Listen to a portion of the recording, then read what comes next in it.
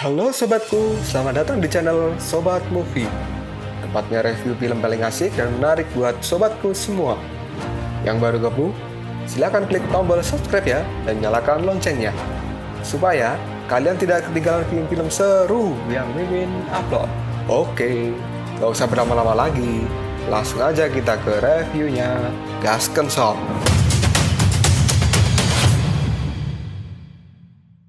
Hey, oke, sobatku terkeren, terkecil, terbaik, tersemuanya. Kita masih bersama Sobat Movie, channel alur cerita terasik sepanjang masa.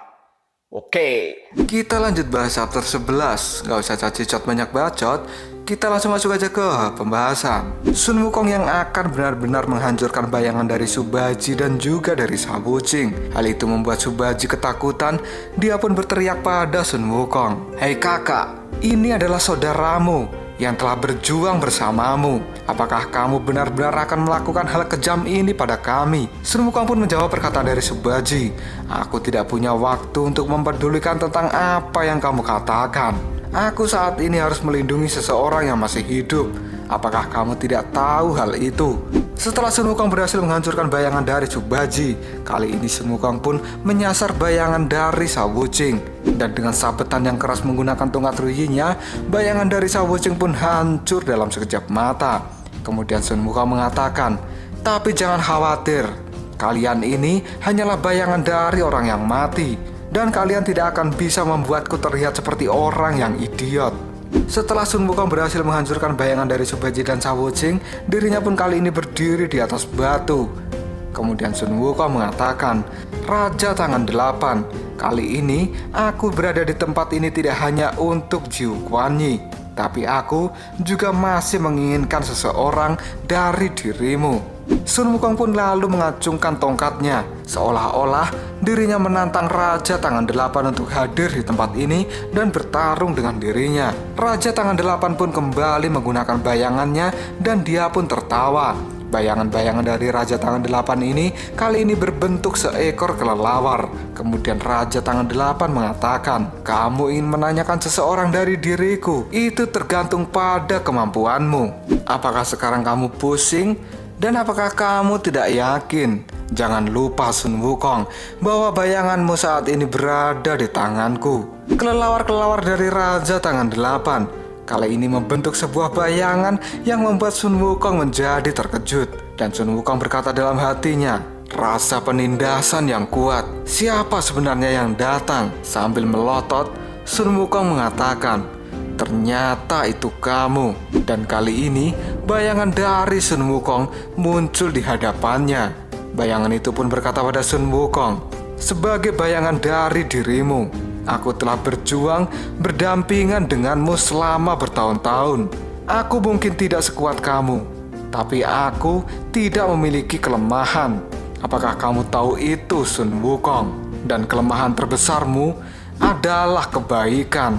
Sun Wukong pun menjawab perkataan dari bayangannya, "Sebagai bayangan, kamu terlalu banyak mengkhianati tuannya." Dan kali ini bayangan dari Sun Wukong melesat dengan cepat ke arah sumbu-sumbu kehidupan.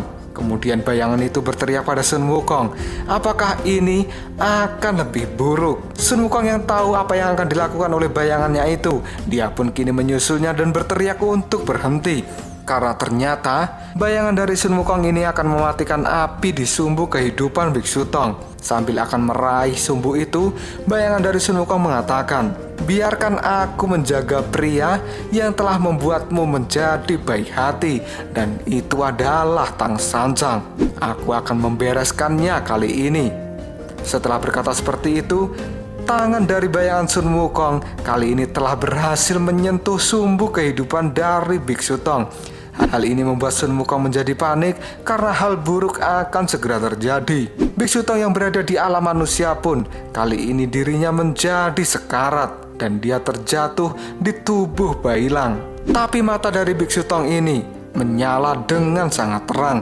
Bahkan saat ini pun keluar sebuah cahaya dari dahi Biksu Tong. Dan tiba-tiba saja sumbu kehidupan dari Biksu Tong menyala dengan terang dan berubah menjadi emas. Hal ini membuat bayangan dari Sun Wukong terkejut dengan apa yang telah terjadi pada Biksu Tong. Dia pun mengatakan, bahwa hal ini sangat mustahil. Bukankah Biksu Tong sudah masuk dalam kondisi sekarat? Sun Wukong yang tidak terima bahwa sumbu kehidupan milik gurunya akan dimatikan oleh bayangannya sendiri, dia pun mengayunkan tongkat Ruyi dan langsung memukul punggung dari bayangannya itu. Bayangan dari Sun Wukong yang tidak berhasil mematikan api dari sumbu Biksu Tong, dia merasa tidak percaya dan mengatakan, bagaimana mungkin masih ada keinginan untuk hidup yang lebih besar dari Biksu Tong ini. Di alam manusia yang saat ini Biksu Tong sudah sekarat dan tertidur di punggung dari Bailang. Hal ini membuat Putri Tengkorak Putih dan Baishi merasa khawatir dengan keadaan Biksu Tong ini. Putri Tengkorak Putih pun kemudian mengecek nafas dari Biksu Tong yang ternyata masih hidup. Dan saat ini Sun Wukong akan bertarung melawan bayangannya sendiri. Sun Wukong pun berkata pada sumbu Biksu Tong bahwa Sun Wukong telah menyelamatkan gurunya dari kematian yang akan dilakukan oleh bayangannya sendiri. Sun Wukong juga berkata bahwa keinginan hidup dari sang guru masih sangat besar dan dia menyimpan sebuah harapan di dalam hatinya. Bayangan dari Sun Wukong kali ini akan benar-benar menyerang Sun Wukong. Dia pun melesat lalu mengatakan, Sun Wukong, jangan kau pikir bahwa kamu bisa membalikkan keadaan dan membuatku kalah. Kemudian bayangan dari Sun Wukong ini pun memukulkan tongkat Ruyinya pada Sun Wukong yang langsung ditahannya. Bayangannya itu kemudian berteriak pada Sun Wukong, mengatakan bahwa kali ini Sun Wukong akan benar-benar kalah melawan dirinya. Kekalahan yang akan dialami Sun Wukong ini, menurut bayangannya, hal itu terjadi karena kebaikan, dan semua kebaikan ini telah ditanamkan oleh Biksu Tong pada Sun Wukong. Bayangan dari Sun Wukong pun mengayunkan tongkat Ruyinya, tapi lagi-lagi pukulan tongkat Ruyi dari bayangannya itu masih mampu ditahan Sun Wukong dengan mudah sekali. Sambil terus menekan Sun Wukong, bayangannya itu pun mengatakan, Tang Sancang yang telah membuatmu menjadi orang yang baik, dan kamu sangat lemah dengan kebaikan itu. Sun Wukong pun menjawab perkataan dari bayangannya, itu adalah mustahil. Bagaimana aku akan bisa kalah dari diriku sendiri? Karena kali ini aku tidak akan mengalah dari bayanganku. Sun Wukong pun lalu menghindar dari pukulan yang dilakukan oleh bayangannya, dan dia pun menendang kepala dari bayangannya itu. Sun Wukong pun lalu berputar dan akan memberikan pukulan balik pada bayangannya, yang ternyata bayangannya itu juga mampu menahan pukulan yang dilakukan oleh Sun Wukong. Sambil terus menekan bayangannya, Sun Wukong pun berkata, kamu itu hanya bayangan dan peranmu hanya ada di belakangku. Aku tidak akan pernah percaya bahwa aku akan kalah dari bayanganku sendiri. Setelah mengatakan hal itu, Sun Wukong pun mengamuk. Dia melakukan pukulan dengan membabi buta, yang membuat bayangannya kali ini merasa kewalahan dengan pukulan yang dilakukan oleh Sun Wukong. Sampai akhirnya bayangan dari Sun Wukong ini bisa terpukul mundur. Tapi bayangan Sun Wukong juga tidak akan menyerah pada Sun Wukong. Bayangan itu pun kembali melawan, dan dirinya berteriak, mengapa kamu tidak mengaku kalah saja? Karena Sun Wukong yang asli itu sangat susah untuk diatur, dan dia adalah seorang penantang. Tapi kali ini kamu telah percaya pada sebuah aturan. Hai Sun Wukong, hidup itu seperti perang, dan kamu bisa putus asa. Tapi sekarang, di setiap pertempuran ada ruang untuk itu, dan hal itulah yang tidak akan bisa membuatmu menang. Setelah mengatakan hal seperti itu, bayangan dari Sun Wukong mengeluarkan pukulan yang cukup keras hingga membuat sumbu-sumbu kehidupan yang lain kali ini terputus. Akibat terputusnya dari sumbu kehidupan, banyak umat manusia yang tidak bersalah dan mati karena kelakuan dari bayangan Sun Wukong ini. Sun Wukong pun berteriak pada bayangannya untuk berhenti, karena kelakuan dari bayangannya ini telah membunuh banyak orang yang tidak bersalah. Dan bayangannya pun menjawab, hai Sun Wukong, kenapa kamu harus memikirkan hal itu? Apa yang semua makhluk hidup lakukan padaku? Mereka datang dan mengatakan bahwa aku adalah Buddha dan penyayang. Sun Wukong pun menjawab perkataan dari bayangannya, hai bayanganku, haraplah kamu mengerti satu hal. Guru Tang Sancang itu baik, tapi dia bukan orang yang pengecut. Kita berpindah ke tempat Biksu Tong. Melihat sang biksu kali ini sekarat, Bailang pun menjilati Biksu Tong. Melihat kejadian itu, Baishi kali ini berkata, seperti yang telah diharapkan, bahwa Bailang tidak akan pernah meninggalkan Biksu Tong. Pada saat itu, tiba-tiba saja buah apel menggelinding di tempat itu. Hal ini membuat Baishi terkejut dan langsung menoleh. Dan ternyata buah itu digelindingkan oleh singa kecil yang merasuki ke dalam tubuh Bailang. Sehabis mengambil buah apel itu, singa kecil ini pun langsung pergi karena dia ketakutan melihat Baishi yang menatapnya dengan penuh kebencian. Baishi yang melihat singa kecil kabur, dirinya mengatakan, "Jangan pergi kamu." Dan Baishi mulai mengejarnya. Tapi kali ini kakek Tudi berteriak pada Baishi agar Baishi tidak mengejarnya. Dan kakek Tudi juga mengatakan, singa kecil ini dibiarkan hidup oleh Biksu Tong, dan dia kemari adalah untuk membalas budi. Kamu jangan membunuh dia, kata kakek Tudi. Putri Tengkorak Putih pun membenarkan apa yang dikatakan oleh kakek Tudi itu. Kemudian kakek Tudi masih lanjut mengatakan, tapi sayangnya singa kecil itu hanyalah seorang anak-anak yang malang. Kita kembali ke pertarungan antara Sun Wukong melawan bayangannya sendiri. Pada saat ini, Sun Wukong merasa tertekan oleh pukulan yang dilakukan oleh bayangannya itu karena ternyata sangat kuat. Sambil terus menekan Sun Wukong, bayangannya mengatakan, Sun Wukong, karena kebaikan Biksu Tong itu, aku merasa bosan. Dan aku berpikir bahwa aku harus menentang sebuah objek dan menjadi seorang dewa. Sun Wukong pun menjawab perkataan dari bayangannya, tapi kamu hanyalah bayanganku. Kamu akan selalu berada di bawah kakiku, dan kamu tidak akan pernah bisa menang. Bukankah begitu bayanganku? Bayangan dari Sun Wukong tidak akan melepaskan Sun Wukong begitu saja. Tekanan yang kuat terus dia lakukan untuk bisa mengalahkan Sun Wukong.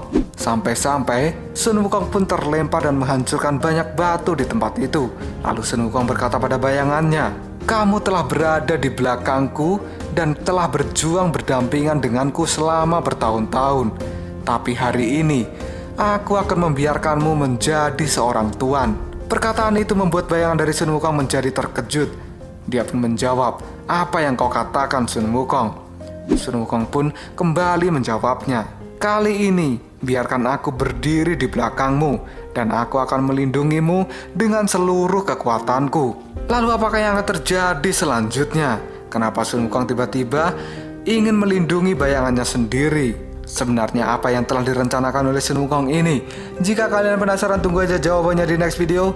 Koprol Sob. Kita lanjut bahas chapter 12. Nggak usah caci shot banyak bacot, kita langsung masuk aja ke pembahasan. Sun Wukong yang sudah berada di belakang bayangannya kali ini mengatakan pada bayangannya bahwa selama ini bayangannya telah tinggal bersama dia dan telah berjuang bersamanya selama bertahun-tahun. Dan untuk kali ini Sun Wukong meminta pada bayangannya bahwa dia akan berdiri di belakangnya dan akan menjaga bayangannya ini. Kata-kata dari Sun Wukong itu membuat bayangannya sendiri menjadi terkejut dengan apa yang dimaksud oleh Sun Wukong. Sun Wukong masih saja tetap berkata, aku dan kamu tidak ada bedanya sama sekali. Kamu sudah tahu pengalaman dari masa laluku. Dan kita berdua adalah sama. Ayo, mari berjuang bersamaku. Sun Wukong mengatakan hal itu sambil mengulurkan tangannya pada bayangan itu. Bayangan dari Sun Wukong tiba-tiba terdiam dan dia pun langsung menghilang. Kemudian bayangan dari Sun Wukong pun kembali pada tubuh Sun Wukong. Dan saat ini, bayangannya benar-benar menyatu dengan Sun Wukong kembali. Sun Wukong yang melihat bayangannya telah kembali pada dirinya, dia pun berkata, aku dapat mengambil kembali bayanganku. Lalu aku akan mengambil kembali Subaji dan juga Sabucing. Kita berpindah ke dunia manusia. Pada saat ini, seorang pria misterius keluar dari dalam semak-semak. Pria misterius itu pun melihat Kijang, lalu berlari untuk menangkapnya. Dan benar saja, Kijang itu pun langsung dirangkul oleh pria misterius itu. Sang pria pun membuka mulutnya, dan kini Kijang itu pun berdarah. Lalu kaki dari Kijang pun patah, dan pria itu membawa kaki dari Kijang ke hadapan Bailang dan Biksu Tong. Bailang yang melihat pria misterius itu datang menghampiri dirinya, kali ini Bailang menjadi waspada. Sang pria misterius itu tiba-tiba melemparkan daging Kijang yang baru saja dipotongnya. Sambil melempar daging itu, sang pria mengatakan, ini untukmu. Bailang pun mendekat pada daging itu. Lalu dia mengendusnya, dan sang pria misterius mengelus kepala Bailang lalu mengatakan, makanlah itu serigala putih. Dan Bailang pun kini memakan daging yang diberikan oleh pria misterius. Sang pria pun lalu berjalan ke hadapan dari Biksu Tong yang masih terkapar di tanah. Pria itu langsung membopong sang biksu di pangkuannya. Kemudian pria itu memberikan buah-buahan pada Biksu Tong. Dia pun mengatakan, tuanku, buah-buahan ini untuk Anda. Minumlah airnya agar kamu tidak kehausan. Dan kini Buah-buahan yang berada di tangan pria itu diremas sampai mengeluarkan air dan diminum oleh Biksu Tong. Setelah memakan daging yang diberikan oleh pria misterius, Bailang pun kini mendekati pria itu dan dia langsung menjilati sang pria karena Bailang menganggap bahwa pria misterius itu adalah orang yang baik. Dari dalam hotel Biksu Tong, Baisi dan Putri Tengkorak Putih mengamati pria misterius yang memberikan buah dan daging pada Bailang. Lalu Baisi bertanya pada Putri Tengkorak Putih, "Kakak, siapa orang ini?" Putri Tengkorak Putih pun menjawab perkataan dari Baisi, "Hei Baisi, apakah kamu tidak mengenalinya? Bukankah dia adalah singa kecil yang keluar dari dalam tubuh Bailang itu?" Baisi pun terkejut lalu mengatakan, "Masa dia singa kecil itu?" Bailang pun kali ini menjilati pria misterius itu yang ternyata dia adalah singa kecil yang telah merasuki Bailang. Melihat mereka berdua sedang bermain bersama, Putri Tengkorak Putih kali ini mengatakan, "Ini tidak buruk. Sepertinya ruh singa kecil itu telah menemukan tubuh fisik yang cocok dan digunakan sebagai tubuhnya." Kemudian Baisi menjawabnya, "Dunia ini memang tidak dapat diprediksi. Ternyata singa kecil saat ini telah mendapatkan kepercayaan dari Bailang dan mereka berdua sekarang berteman. Hubungan semacam ini tidak bisa diatur dengan sengaja. Semua ini hanya bisa diatur oleh takdir, karena segala sesuatu di dunia ini adalah kehendak dari takdir itu sendiri." Kita berpindah ke alam baka. Sun Wukong yang telah berjanji akan menemukan Baji dan Cao Wuching di tempat ini, dia pun kali ini sampai di depan kolam darah.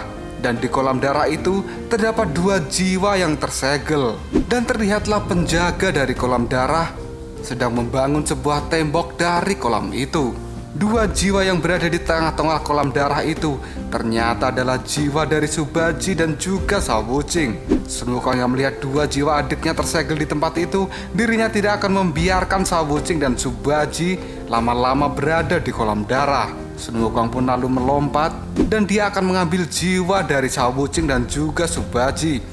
Tapi tiba-tiba saja monster raksasa pun kini keluar, dan monster itu adalah cacing darah api penyucian yang merupakan makhluk penghuni dari kolam darah.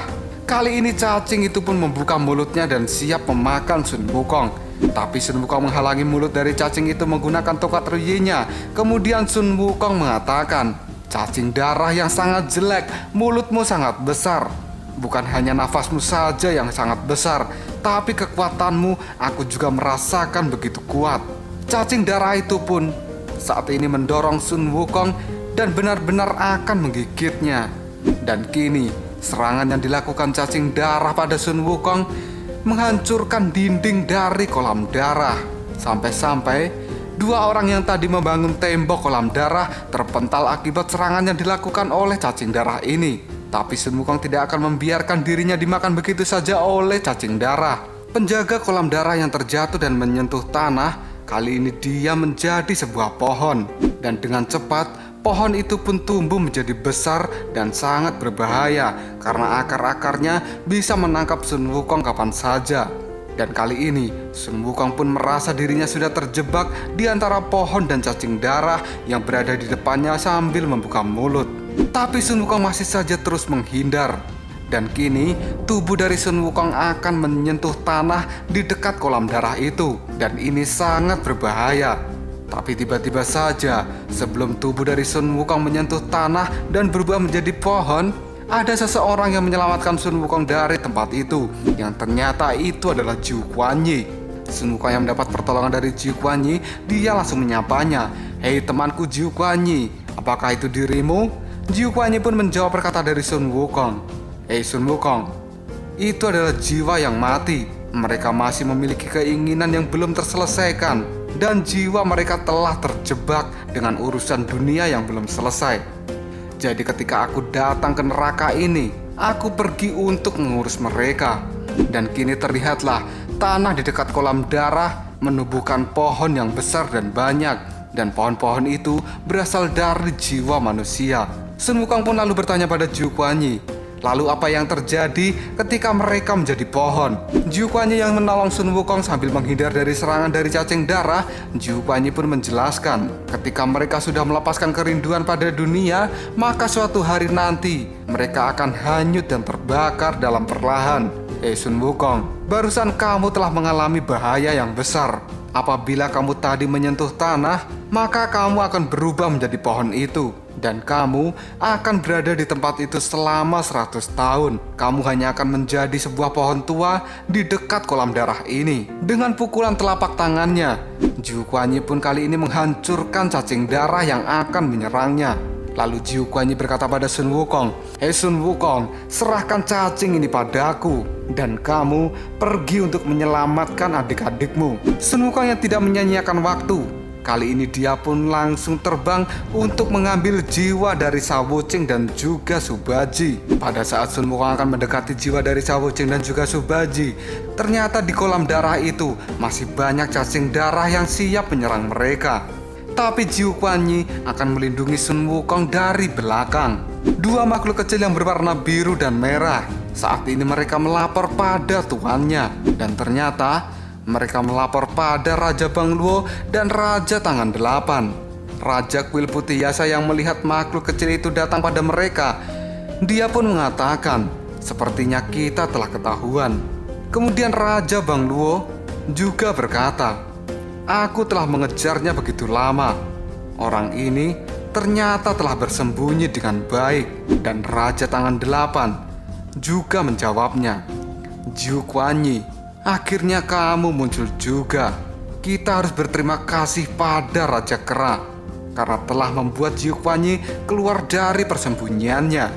Setelah berkata seperti itu, Raja Tangan Delapan pun kini akan keluar untuk menghadapi Zhu Guanyi dan Sun Wukong. Kemudian Raja Bang Luo kali ini mengatakan, Raja Tangan Delapan, akhirnya kamu akan bertarung melawan Zhu Guanyi sebagai pertarungan terakhir. Sambil terbang, Raja Tangan Delapan menjawabnya, ini bukan pertarungan, tapi ini hanya duel kecil. Karena aku yang akan memenangkan hal ini. Melihat Raja Tangan Delapan sudah muncul, Zhu Guanyi pun berteriak, dasar kau pengkhianat. Aku akan membereskanmu dari alam baka ini. Dan kali ini Raja Tangan Delapan sudah muncul di hadapan Zhu Guanyi dengan menunggangi cacing darah. Dia pun sudah bersiap akan mengeluarkan serangan pada Zhu Guanyi. Dan akhirnya duel dari mereka berdua pun dimulai. Raja Tangan Delapan telah melakukan tinjuannya yang ditahan oleh Zhu Guanyi. Lalu apakah yang akan terjadi selanjutnya? Siapakah yang akan memenangkan duel antara Raja Alam Baka ini? Jika kalian penasaran, tunggu aja jawabannya di next video. Koprol Sob. Kita lanjut bahas chapter 13. Gak usah cacicot banyak bacot, kita langsung masuk aja ke pembahasan. Pada saat ini, Zhu Guanyi dan juga Raja Tangan Delapan, mereka bertarung di atas kolam darah.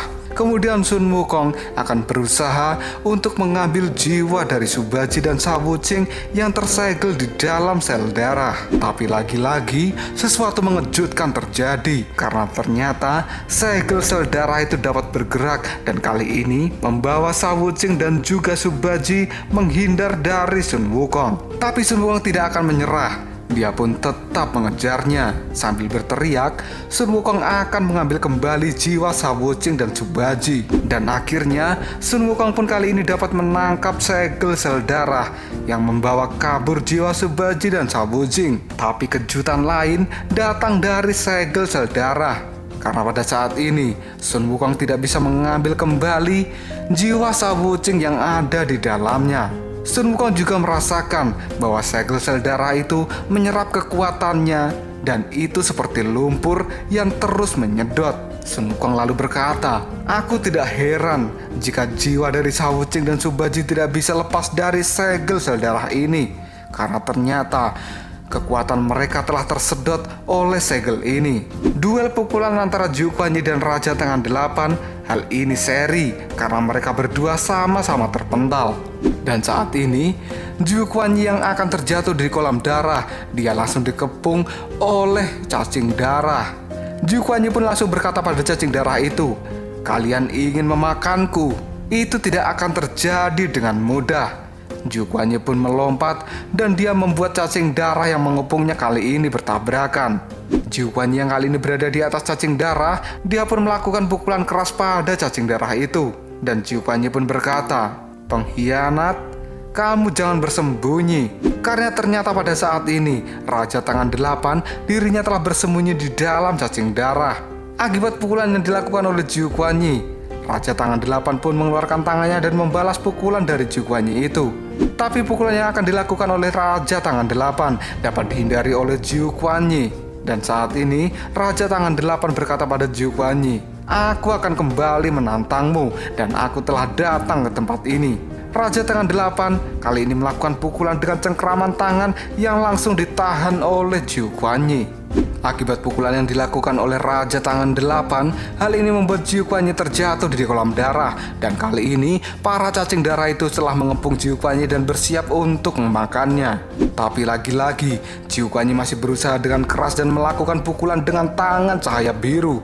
Pukulan yang dilakukan oleh Zhu Guanyi itu mampu menghindarkan dirinya dari gigitan cacing darah. Sambil melakukan pukulan pada cacing darah, Zhu Guanyi berkata pada Raja Tangan Delapan, "Raja Tangan Delapan, aku selalu memperlakukanmu dengan baik, tapi ternyata kamu berusaha untuk melakukan pemberontakan."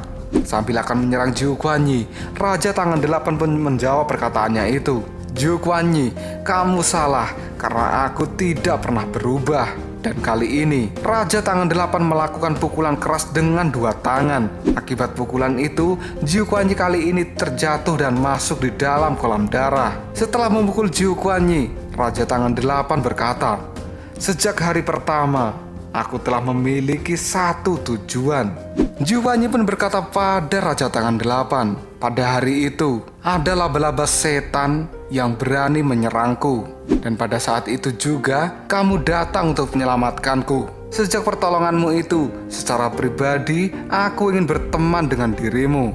Raja Tangan Delapan menjawab perkataan dari Zhu Guanyi, "Tapi tahukah kamu, seberapa sulit bagi diriku untuk melakukan pukulan itu? Karena pukulan itu, aku lakukan untuk mendapatkan kepercayaan dari dirimu. Aku telah menanggung rasa sakit karena telah membunuh saudaraku sendiri dengan tangan ini." Dan kali ini Zhu Guanyi kembali muncul dari kolam darah dan akan menyerang Raja Tangan Delapan. Raja Tangan Delapan yang akan mendapatkan pukulan dari Zhu Guanyi, dia pun mengatakan, "Untuk mendapatkan tujuan yang besar, maka aku harus melakukan pengorbanan yang besar juga." Pukulan yang dilakukan oleh Zhu Guanyi itu ternyata masih bisa ditahan oleh Raja Tangan Delapan. Dan kali ini Raja Tangan Delapan membalas balik pukulan dari Zhu Guanyi yang juga langsung ditahannya. Tapi karena Raja Tangan Delapan ini tangannya tidak hanya dua, tangan yang lain pun langsung memukul rusuk dari Zhu Guanyi. Pukulan keras itu membuat Zhu Guanyi kembali tersungkur di kolam darah. Zhu Guanyi yang masih berusaha bangkit, dirinya mengatakan, "Ternyata mempercayaimu adalah sebuah kesalahan terbesarku." Dan kali ini Zhu Guanyi kembali berdiri di hadapan Raja Tangan Delapan. Dan dia sudah siap untuk menerima ataupun memberikan serangan. Kemudian Raja Tangan Delapan berkata pada Zhu Guanyi yang ada di depannya, "Aku ingin mengucapkan terima kasih untuk ini. Karena jika tanpa dirimu, maka aku tidak akan memiliki kemampuan untuk mengendalikan bayangan.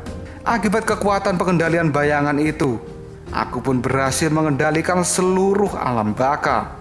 Setelah berkata seperti itu, Raja Tangan Delapan akan melakukan serangan keras pada Zhu Guanyi.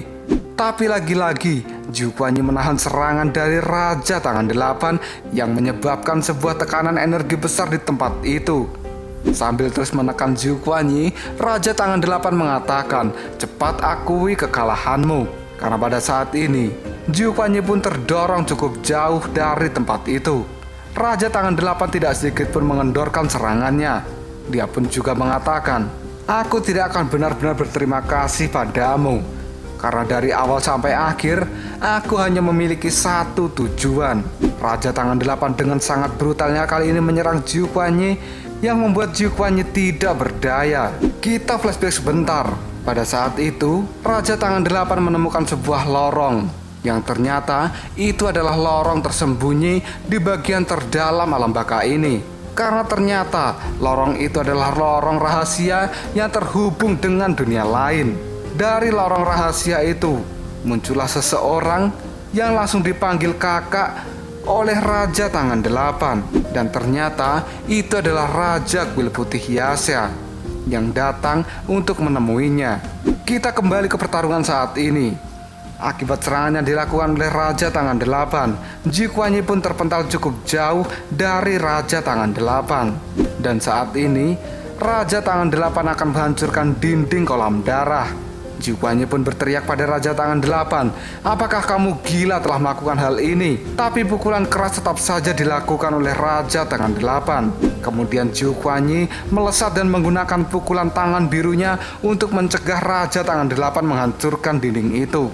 Dia menggunakan telapak tangannya itu untuk menahan dinding agar tidak jebol akibat pukulan yang dilakukan oleh Raja Tangan Delapan tadi. Ji Kuan Yi pun berteriak bahwa jika kolam darah jebol, maka itu akan sangat berbahaya karena darah akan membanjiri seluruh alam baka dan dunia bawah ini akan menghilang, dan itu akan menjadi bencana yang luar biasa, kata Ji Kuan Yi sambil menahan dinding kolam darah agar tidak jebol.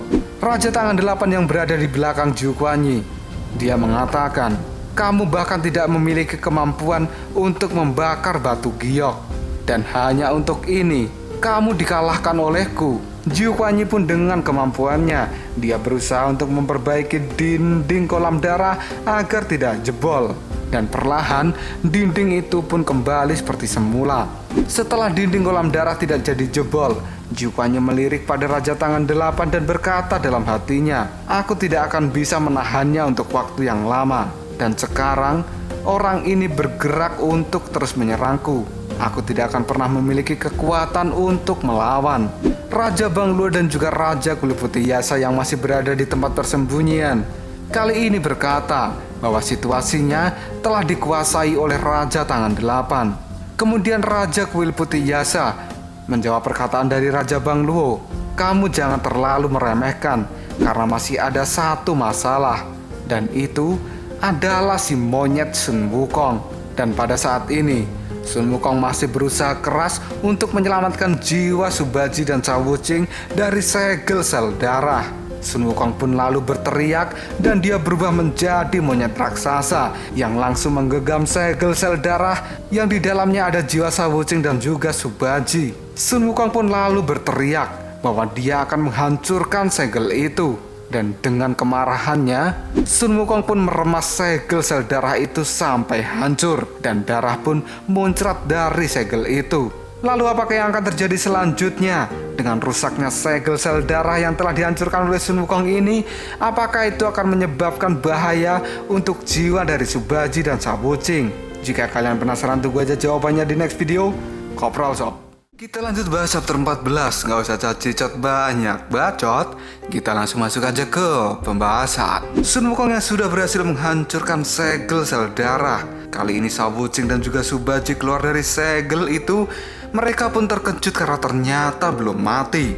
Dan kini Cao Wuqing serta Subaji yang berada di tangan dari Sun Wukong, dia pun dilepaskan oleh Sun Wukong. Lalu mereka pun berkata pada Sun Wukong, "Kakak, kamu telah menyelamatkan kami. Biarkan kami di sini untuk membantu dirimu." Sun Wukong pun menjawab perkataan dari mereka berdua, "Jangan banyak bicara kalian. Cepat kembalilah pada guru." Subaji yang sebenarnya masih ingin bertahan di tempat ini untuk membantu Sun Wukong, dia pun diajak pergi oleh Cao Wuqing. Cao Wuqing pun berkata, jika mereka tetap ada di tempat ini, itu hanya akan mengganggu Sun Wukong saja. Setelah berkata seperti itu, Cao Wuqing pun bergegas untuk segera menuju ke dunia manusia. Kemudian saat ini Sun Wukong berteriak karena dia ingin membantu Ji Kuan Yi. Karena posisi dari Ji Kuan Yi saat ini sudah tertekan. Dia harus mempertahankan tembok kolam darah agar tidak jebol. Dan di belakang dari Ji Kuan Yi ada Raja Tangan Delapan yang bisa saja membunuhnya dengan mudah. Raja Tangan Delapan yang melihat Sun Wukong sudah kembali ke tempat itu, dia pun kini berteriak dan akan melakukan serangan pada Sun Wukong. Raja Tangan Delapan pun berkata pada Sun Wukong, "Biarkan aku memberimu satu pukulan dan kamu akan musnah." Dan tiba-tiba saja Raja Tangan Delapan kini menghajar muka dari Sun Wukong. Tapi dengan cepat Sun Wukong menempuk Raja Tangan Delapan dengan kedua tangannya seperti dia menempuk seekor nyamuk. Sun Wukong pun mengatakan, "Aku akan memberikanmu tempat istirahat yang baik. Mulai saat ini, kamu beristirahatlah Raja Tangan Delapan." Tapi ternyata tepukan tangan yang dilakukan oleh Sun Wukong itu tidak berefek pada Raja Tangan Delapan karena dia mampu bertahan dari serangan Sun Wukong. Dengan tangannya yang banyak itu, Raja Tangan Delapan menahan tepukan Sun Wukong dan kini dia berusaha untuk membukanya. Kemudian Raja Tangan Delapan mengatakan pada Sun Wukong, "Aku belum ingin beristirahat karena aku tidak akan pergi sebelum menghajar monyet sepertimu." Raja Tangan Delapan yang melihat Sun Wukong telah menjadi monyet raksasa, dia pun berteriak dan berkata pada Sun Wukong bahwa dia juga bisa menjadi raksasa. Dan tiba-tiba saja, sekumpulan kelelawar kini datang pada Raja Tangan Delapan. Dan tubuh Raja Tangan Delapan pun membesar, dirinya pun berubah menjadi raksasa seperti Sun Wukong. Sun Wukong pun kali ini terkejut karena ternyata Raja Tangan Delapan juga memiliki kemampuan merubah tubuhnya. Setelah Raja Tangan Delapan sudah berubah menjadi raksasa, dia pun melancarkan tinjunya yang kuat pada muka Sun Wukong. Sun Wukong pun terlihat kesakitan karena tinju yang dilancarkan oleh Raja Tangan Delapan. Kemudian Sun Wukong akan membalasnya, dia pun mengepalkan tangan dan tangannya berubah menjadi emas. Lalu Sun Wukong melancarkan tinjuannya pada dagu Raja Tangan Delapan. Sang Raja Tangan Delapan pun terlempar akibat pukulan yang dilancarkan oleh Sun Wukong. Pada saat terlempar itu, Sun Wukong berhasil ditendang oleh Raja Tangan Delapan yang akan membuatnya jatuh pada tanah. Jiu Kuan Yi pun kini khawatir dengan keadaan Sun Wukong, karena kalau sampai Sun Wukong menyentuh tanah, maka dia akan berubah menjadi sebuah pohon. Tapi Sun Wukong yang tidak kehabisan akal, dia pun memanggil tongkat ruyinya. Dan kini tongkat ruyi itu berada di punggung Sun Wukong yang menahannya agar tidak menyentuh tanah itu. Lalu dengan cepat, setelah tubuh Sun Wukong terbebas dari tanah keramat, dia menangkap tongkat ruyinya. Kemudian tongkat itu pun berubah menjadi panjang dan menghindarkan Sun Wukong dari tanah keramat itu. Sun Wukong yang sudah melesat di udara, dia pun melakukan serangan pada Raja Tangan Delapan dengan pukulan keras menggunakan tongkat ruyinya. Pada saat tongkat itu akan mengenai tubuh Raja Tangan Delapan, tiba-tiba saja sang raja menghilang dan berubah menjadi kelelawar yang banyak. Dan kali ini Raja Tangan Delapan muncul di belakang Sun Wukong. Sun Wukong pun melirik ke arah belakang karena dia terkejut. Ternyata pergerakan dari Raja Tangan Delapan cukup cepat. Raja Tangan Delapan yang sudah berada di belakang Sun Wukong, dia pun melancarkan tinjuan pada punggung Sun Wukong. Tapi sebuah keanehan kali ini terjadi. Karena setelah Raja Tangan Delapan menyentuh tubuh Sun Wukong, kelelawar-kelelawar kecil di tubuhnya pun berterbangan kemana-mana. Dan kini tubuh dari Raja Tangan Delapan sudah kembali mengecil. Raja Tangan Delapan yang tidak tahu apa yang menyebabkan dirinya berubah menjadi kecil lagi, dia pun berkata, "Bayanganku saat ini kenapa menghilang dengan sendirinya?" Karena ternyata bayangan dari kelelawar Raja Tangan Delapan itu membentuk sosok Jiu Kuan Yi. Dan kali ini Jiu Kuan Yi pun berdiri di belakang Raja Tangan Delapan. Raja Tangan Delapan pun melirik ke arah bayangannya yang saat ini sudah berubah menjadi Jiu Kuan Yi. Dia pun berkata, "Ternyata kamu yang membuat hantu itu." Jiu Kuan Yi pun menjawabnya, "Hei Tangan Delapan, kamu jangan lupa, aku juga memiliki kemampuan untuk mengontrol bayangan." Jiu Kuan Yi yang masih berusaha keras menahan tembok kolam darah agar tidak hancur. Dirinya kali ini berteriak lalu mendorong tembok kolam darah itu agar bisa kembali pulih seperti semula. Dan kali ini posisi dari Raja Tangan Delapan sudah terpojok karena bayangan-bayangan yang ia kendalikan sudah bisa diambil alih oleh Jiu Kuan Yi. Dan tiba-tiba saja Raja Tangan Delapan berubah menjadi kelelawar yang sangat banyak. Hal itu membuat Sun Wukong kembali tercengang karena Raja Tangan Delapan ini sudah kembali menjadi raksasa dan kali ini mendorong Sun Wukong untuk pergi ke tempat Jiu Kuan Yi. Jiu Kuan Yi pun melirik apa yang dilakukan Raja Tangan Delapan pada tubuh Sun Wukong ini. Lalu Jiu Kuan Yi berkata, "Sun Wukong, apakah kamu sudah tidak bisa menahannya sebentar lagi?" Mendengar ucapan dari Jiu Kuan Yi itu, Sun Wukong kali ini mengangkat tongkat ruyinya. Dan dia pun memukulkan ujung tongkat ruyi itu pada dada Raja Tangan Delapan. Akibat pukulan keras yang dilakukan oleh Sun Wukong pada dada Raja Tangan Delapan, hal itu membuat luka yang cukup parah. Raja Bang Luo dan juga Raja Kuil Putih Yasa yang melihat kejadian itu, mereka khawatir dengan keadaan Raja Tangan Delapan yang saat ini sudah muntah darah akibat pukulan yang dilakukan oleh Sun Wukong ini. Sebelum kematiannya, Raja Tangan Delapan pun berkata, Untuk mendapatkan kepercayaan, aku secara pribadi membunuh saudara laki-lakiku. Dan aku memilih untuk bersamamu, Jiu Kuanyi, karena aku percaya bahwa sesuatu yang ideal itu berada di atas hidup dan mati. Kemudian pada saat itu Jiu Kuanyi menjawab perkataan dari Raja Tangan Delapan. Dia adalah milikmu. Kamu tidak ragu untuk memulainya? Raja Tangan Delapan pun mengatakan, untuk menyelesaikan tujuan yang besar, maka aku bisa melakukan apapun yang aku inginkan. Tapi bukan berarti itu membuatku bahagia, karena ini mungkin adalah sebuah takdir.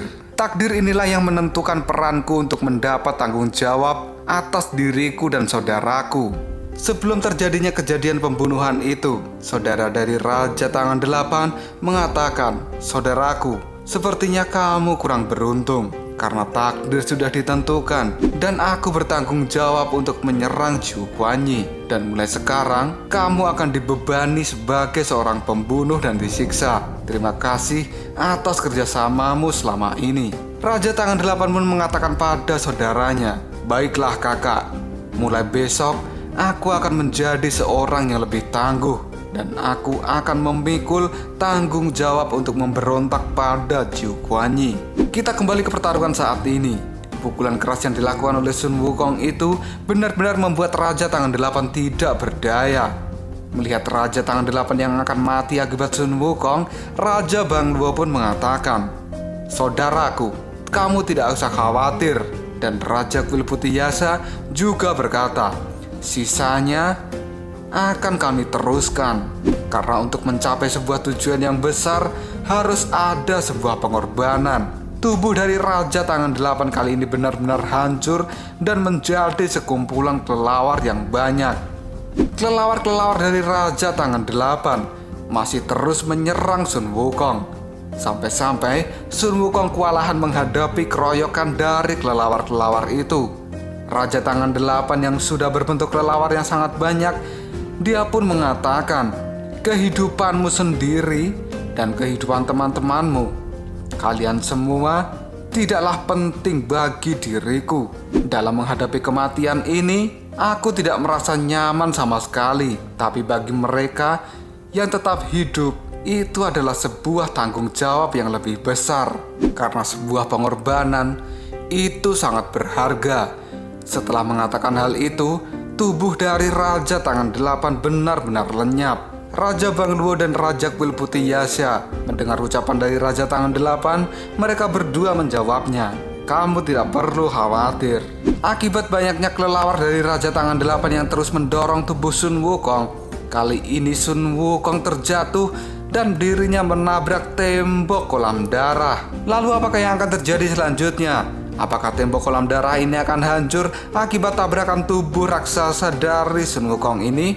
Jika kalian penasaran, tunggu aja jawabannya di next video Ngobrol Sob. Kita lanjut bahas chapter 15 dan ini adalah chapter terakhir dari Sising Jitrim. Dorongan keras yang dilakukan oleh Raja Tangan Delapan sebelum dirinya musnah, hal ini membuat Sun Wukong menabrak tembok kolam darah. Dan itu membuat Jiu Kuanyi menjadi khawatir. Apabila kolam darah ini sampai hancur oleh tubuh Sun Wukong, maka alam baka akan menghilang dan banjir dengan darah. Jiu Kuanyi pun mengeluarkan seluruh kekuatannya dan dia berusaha agar Sun Wukong tidak menghancurkan tembok kolam darah ini. Sun Wukong yang kali ini akan ambruk, dirinya juga berusaha keras agar tidak menghancurkan tembok kolam darah itu. Jiu Kuanyi pun tercengang dengan usaha yang akan dilakukan oleh Sun Wukong. Dan saat ini, Sun Wukong menggunakan cengkeraman tangannya agar dia tidak benar-benar menghancurkan tembok itu. Jiu Kuanyi pun berkata pada Sun Wukong, apa yang akan kamu lakukan saat ini, Sun Wukong? Tiba-tiba saja,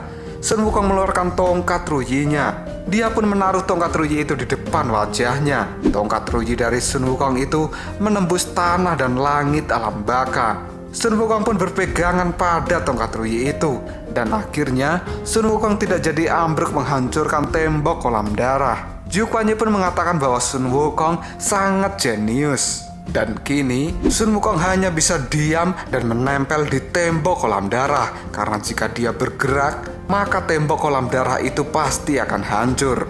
Jiu Kuanyi yang melihat Sun Wukong dalam keadaan seperti ini, Dirinya pun berkata, akhirnya kesempatan untuk melarikan diri juga sudah terlewatkan. Dan ternyata kamu keras kepala juga ya Sun Wukong. Kita langsung berpindah ke dunia manusia. Saat ini hujan deras pun mengguyur tempat Biksu Tong. Di samping Biksu Tong yang sedang sekarat, Bailang dan juga roh singa, mereka sedang bermain. Tapi secara tidak sengaja, roh singa itu pun melempar batu yang akhirnya mengenai Biksu Tong. Dahi dari Biksu Tong mengeluarkan cahaya.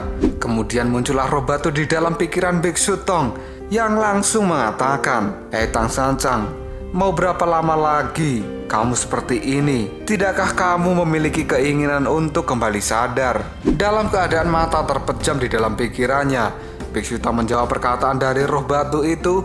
Dia mengatakan, belas kasihan dari diriku yang telah membunuh para muridku. Bagaimana aku bisa membuka mata dan aku menghadapi kenyataan ini? Roh batu pun menjawab perkataan dari Biksu Tong. Apakah kamu benar-benar berpikir seperti itu? Apakah semua alasanmu adalah hasil dari belas kasihmu itu? Kamu tidak mengerti di dalam hati bahwa kasih sayang bukanlah pisau yang dapat melukai semua orang. Tapi kekecewaan muncul. Itu adalah karena keserakahan dari dirimu sendiri. Biksu Tong bertanya pada roh batu, aku serakah. Kenapa bisa begitu? Roh batu pun menjelaskan, kamu memang serakah. Dan kamu selalu serakah untuk kehidupan yang mudah, damai dan tenang. Kamu juga serakah untuk melakukan persahabatan. Karena persahabatan menurutmu adalah sebuah kehormatan yang tinggi. Dan kamu juga serakah untuk selalu memiliki rasa kebahagiaan dari semua hal. Dan kamu tidak memiliki kekurangan satupun. Apakah itu bukan sebuah keserakahan? Begitu hasilnya menghilang, maka kamu akan sulit menghadapi kenyataan. Dan kamu hanya bisa menghindar. Akibatnya, kamu akan tenggelam di dalam dirimu sendiri dan sulit untuk melepaskannya. Karena kamu hanya ingin memuaskan keserakahan dirimu itu, maka orang-orang di sekitarmu menjadi terpengaruh dan terlibat dalam pusaran yang tidak terlupakan ini. Biksu Tong menjawab perkataan dari roh batu. Apa maksudmu? Mungkinkah sesuatu terjadi pada mereka? Roh batu kembali mengatakan, Tang Sancang, kamu harus tahu bahwa di dalam hatimu, kamu tidak ingin kehilangan dua muridmu itu. Kamu hanya membutuhkan seseorang untuk maju dan mengubah fakta secara paksa. Tapi hal itu akan selalu ada resikonya. Dan resiko itu muncul dalam segala hal. Semua itu tidak akan bisa menjadi apa yang kamu inginkan. Dan kamu juga tidak akan tahu hasilnya. Ingatlah bagaimana diriku memberitahumu tentang hukum sebab dan akibat. Bicara tentang sebab dan akibat, hal itu selalu terkait erat dan tidak akan bisa dipisahkan. Dan setiap hasil hanyalah sebuah paragraf, bukan titik akhir dari sebuah proses. Oleh karena itu, kamu mengira bahwa akibat saat ini adalah sebuah akhir, tapi kamu salah besar. Itu hanyalah sebab lain, karena ini adalah sebab awal dari sebuah perluasan akibat yang lain. Biksu Tong kembali menjawabnya, apakah hasil kali ini menjadi penyebab di lain kali? Kita kembali ke tempat Jiu Kuanyi. Saat ini Jiu Kuanyi menggunakan kekuatan tangan esnya untuk membekukan tembok kolam darah. Kemudian Jiu Kuanyi pun berkata, Sun Wukong, aku sudah tidak bisa bertahan lagi. Dan satu-satunya hal yang bisa kulakukan sekarang adalah melakukan yang terbaik dengan seluruh genangan darah ini. Karena jika aku tidak mengambil kesempatan, maka kamu dan diriku akan tersegel di tempat ini selamanya. Dan kita akan mati di alam baka. Itu pasti tidak lucu sama sekali kan? Setelah berkata seperti itu, di depan Jiu Kuanyi, tembok kolam darah telah berubah menjadi es. Kemudian Jiu Kuanyi berkata pada Sun Wukong, ayo kita pergi. Sun Wukong pun berteriak pada Jiu Kuanyi, Jiu Kuanyi, ketika aku tinggal atau tidak, maka aku yang akan memutuskan. Jiu Kuanyi pun sambil tersenyum. Dia mengeluarkan seluruh kemampuannya. Dan kali ini tembok kolam darah benar-benar membeku. Begitu juga dengan kolam darahnya dan para cacing-cacing darah di dalamnya. Tidak hanya itu saja, tapi pohon di dekat kolam darah juga telah berubah menjadi es. Dan akhirnya seluruh kolam darah pun membeku, termasuk Sun Wukong yang berada di tempat itu juga membeku menjadi es. Dan kini, Sun Wukong pun benar-benar tidak bisa bergerak. Zhu Kuanyi pun kembali tersenyum, karena malapetaka kali ini telah dapat dihindarkan. Melihat apa yang dilakukan oleh Zhu Kuanyi, Raja Bang Luo mengatakan, "Bagaimana ini Raja Kuil Putih Yasha?" Dan Raja Kuil Putih Yasha menjawabnya, "Raja Tangan 8, pengorbananmu tidak akan sia-sia. Zhu Kuanyi pasti akan kalah di tangan kita. Karena saat ini, Zhu Kuanyi sedang berusaha untuk menyelamatkan alam baka. Tidak ada cara lain, dia hanya bisa memilih cara ini, mengeluarkan seluruh kekuatannya untuk membekukan kolam darah. Dan mulai sekarang, tempat ini akan menjadi neraka tanpa pemilik di antara kita. Mari kita kendalikan dan menguasainya. Kita akan melakukan perubahan sesegera mungkin." Raja Bang Luo pun juga mengatakan, "Sangat disayangkan. Semua ini gara-gara si monyet itu." Raja Kuil Putih Yasha juga mengatakan, "Apakah monyet itu benar-benar telah dibekukan?" Dan tiba-tiba saja, jiwa dari Sun Wukong yang telah membeku akibat kekuatan dari Zhu Kuanyi, kali ini jiwanya pun retak. Dan tiba-tiba saja, tubuh dari Sun Wukong hancur berkeping-keping. Setelah hancur itu pun, Sun Wukong ternyata masih hidup dan dia berkata, "Siapa yang bisa membekukan Raja Monyet Sun Wukong?" Kristal es dari tubuh Sun Wukong yang hancur kali ini berterbangan kemana-mana. Dan tiba-tiba saja, singa kecil yang ada di dunia manusia, dia seperti mendapat sebuah pukulan. Dan kini, singa kecil itu pun ambruk begitu saja, yang membuat Bailang menjadi terkejut. Singa kecil pun kembali berdiri. Dia pun berkata, "Bailang, kita berhenti bermain sejenak." Dan kini, Biksu Tong juga sudah mulai sadar. Dan dia berkata, "Hei kalian." Mendengar Biksu Tong berbicara, singa kecil dan Bailang kini terkejut dan terdiam. Dan tiba-tiba saja, topeng dari Sha Wuqing kini telah kembali bergerak, yang artinya Sha Wuqing tidak mati. Subaji pun juga keluar dari dalam hotel Biksu Tong. Dia pun berlari untuk menghampiri gurunya. Biksu Tong yang sudah tersadar, dia pun langsung duduk dan langsung dikepung oleh murid-muridnya. Baji yang menghampiri Biksu Tong, dia berteriak pada gurunya itu bahwa sekarang Baji dan juga Sha Wuqing telah kembali dari kematiannya. Baji pun saat ini berkata, "Guru sudah bangun dan dia telah kembali. Ini benar-benar luar biasa." Melihat Biksu Tong yang sudah sadar, hal ini membuat Baisi dan Putri Tengkorak Putih juga merasa senang. Kemudian Biksu Tong kini bertanya pada Sha Wuqing dan Subaji, "Kenapa hanya kalian berdua yang kembali? Di mana Sun Wukong?" Subaji pun menjawabnya, "Guru, kakak tidak ikut." Mendengar jawaban dari Subaji, Biksu Tong tidak bersedih, tapi dia tersenyum. Lalu sang biksu berkata, "Ketidakhadiran dari Sun Wukong kali ini bukan berarti dia pergi selamanya. Karena jika dia ditakdirkan, pasti dia akan kembali dan bertemu dengan kita lagi." Bailang pun juga ikut senang karena sekarang Biksu Tong telah kembali dari sekaratnya. Dan dia pun menjilati kepala dari Biksu Tong. Sang biksu pun mulai mengelus kepala dari Bailang. Dan Biksu Tong mengatakan, "Bailang, prioritas utama saat ini adalah aku harus menyelamatkan dirimu lebih dulu." Biksu Tong pun lalu berdiri dan dia berteriak, "Yah, aku benar-benar tertidur terlalu lama kali ini dan aku merasa sangat kelelahan." Kembalinya Biksu Tong ini membuat langit juga kembali menjadi cerah dan tidak menurunkan hujan.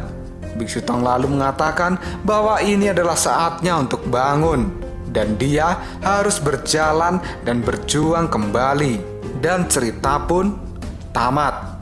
Dikarenakan cerita dari Sising J Dream ini sudah tamat, maka Mimin sekarang kebingungan akan membahas apa. Jika sobat-sobatku semuanya memiliki ide untuk membahas dong buah lain, kalian bisa komen di kolom komentar. Oke? Nggak usah berlama-lama lagi, kita langsung ucapkan saja passwordnya.